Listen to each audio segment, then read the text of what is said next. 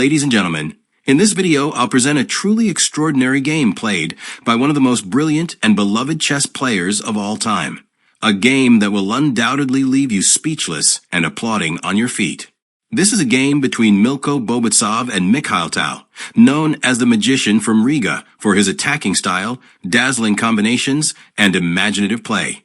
The game was played at the World Junior Championship in Varna, Bulgaria, in 1958, 2 years before Tal became world champion. This game features a stunning queen sacrifice, so sit back and get ready to enjoy something special. Okay, without further ado, let's dive into the game. Bobotsov has the white pieces, and Tal has the black pieces. The game begins with d4. Knight f6, this is the Indian defense. c4, g6, knight c3, bishop g7, e4, d6. With this, we reach the king's Indian defense, one of the most aggressive weapons black has against the queen's pawn opening. This defense can lead the game into chaotic, unbalanced positions with enormous tactical potential. It's no coincidence that aggressive players like Bobby Fischer and Garry Kasparov used it with great success in their own games. It's only natural that a tactical and attacking player like Mikhail Tal would use it in some of his games as well. f3.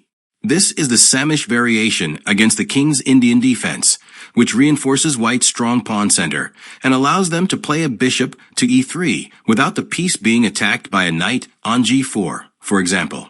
Moreover, this variation can allow white to play aggressively, with plans such as pushing the g4 and h4 pawns to launch an attack against a possible kingside castling by black.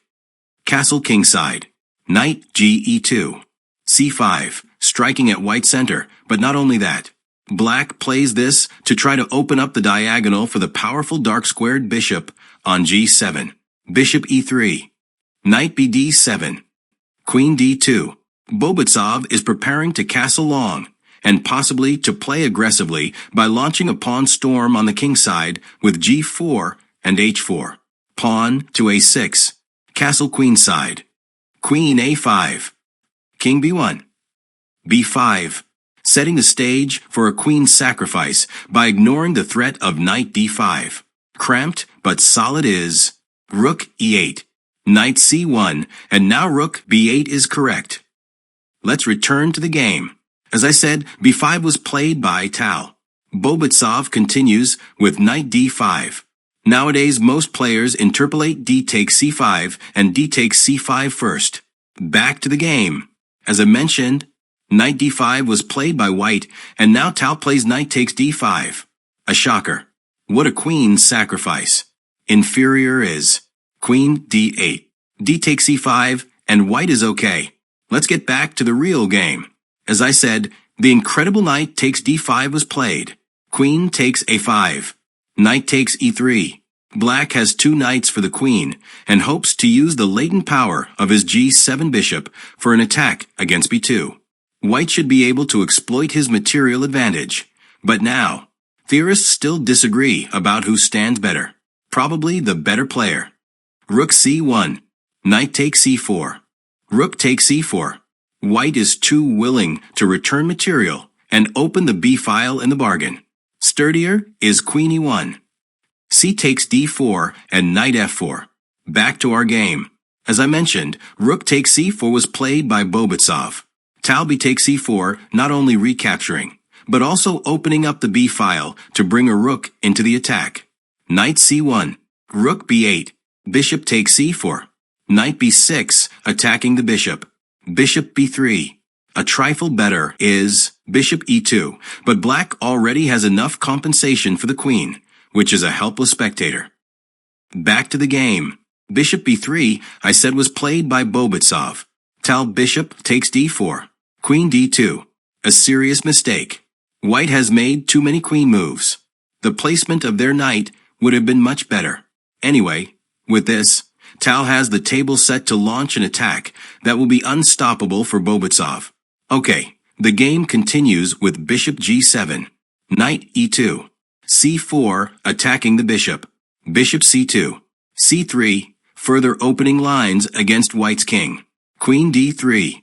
If knight takes c3, then knight c4 wins outright. Back to the game. I said queen d3 was played. C takes b2, clearing the c3 square for a black piece to land. Knight d4, bishop d7, rook d1, rook fc8. The black pieces coordinate perfectly and are now ready and poised to crush white's king. Bishop b3, knight a4. Black threatens to play knight to c3 check, with a double attack on the king and rook. Then white plays bishop takes a4, breaking the legs of the invading horse. Bishop takes a4, not only recapturing, but also attacking the rook. Knight b3, rook c3, attacking the queen, but more importantly, deflecting her from the defense of the white king. Queen takes a6. Bishop takes b3, eliminating the last defender of the white king. Pawn takes b3.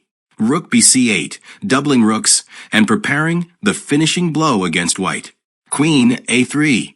Rook c1, check. Rook takes c1. Rook takes c1, check. It's mate next move, so white resigns, since after king a2, then rook a1, checkmate.